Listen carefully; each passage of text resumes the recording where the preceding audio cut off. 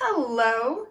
Just in case you need a little bit more information on how to make the long tail cast on, I thought I would show you on this multicolored yarn. I found that sometimes showing things on the multicolored yarn really triggers a better understanding. So let's give it a try. What I will do for the long tail cast on is pull a long yarn tail for about 1 inch for every stitch that you need to knit. I need 14 stitches, so I'll pull about 14 inches away from the skein. I'm also going to make sure that my slip knot lines up with the color transition here so that you'll be able to more easily see exactly what yarn is being knit in this cast on. So we'll make our slip knot, and I'm going to do my best to make it here at that color change. And I will place that on my knitting needle. Pull it on with just enough tension that it is on the needle but not too tight or too loose. As you can see, the working yarn is going to be green coming from the ball at the top of your screen or above my hand, and the tail should be arranged below your knitting needle, nearer to you. Then you'll bring your left hand in and put your hand under the working yarn side, draping that working yarn between your pointer and middle fingers. Then turn your hand so that the tail side drapes over your thumb. In order to keep that there, you'll turn your palm towards you, grab the 2 loose ends with your pinky and ring finger to secure them in place, so that you have a good amount of tension and you can go from here into your cast on. Put your knitting needle in front of your thumb and you will pick up the string here in front of your thumb. It's blue, it's coming from our yarn tail. We'll pick that up from underneath and lift up. Then you'll find the string on top of your pointer finger. That's coming from the working yarn. Here it's green.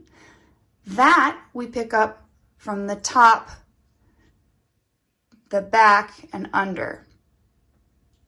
You'll now have a loop on your thumb, as you can see. You'll bring this pointer finger string coming from the working yarn through that loop, and it will create a stitch on your knitting needle.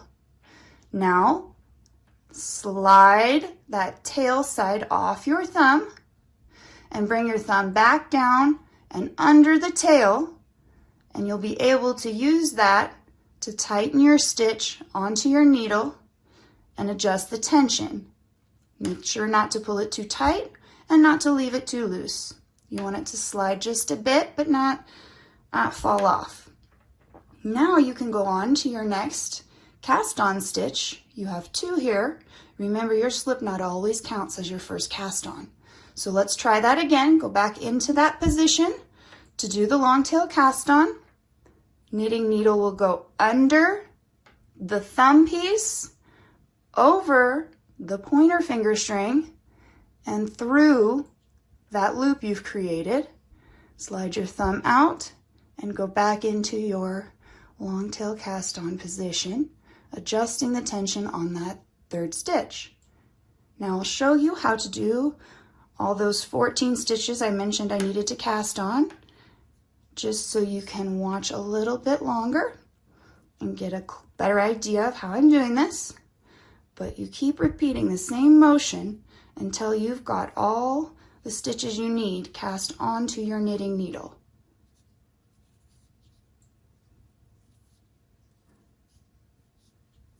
And as you can see, as it works up, you'll notice these stitches are green and the line on the bottom is blue. So your tail has created the edge at the bottom, and your working yarn is creating the live stitches that you will be knitting into when you turn your work for the next row. I have 11, 12, 13, and 14 stitches, and then I will be moving on to make this into a little washcloth. I hope that that helped you a little bit and it enabled you to see a little bit more clearly how that long tail cast on works. You have a wonderful day.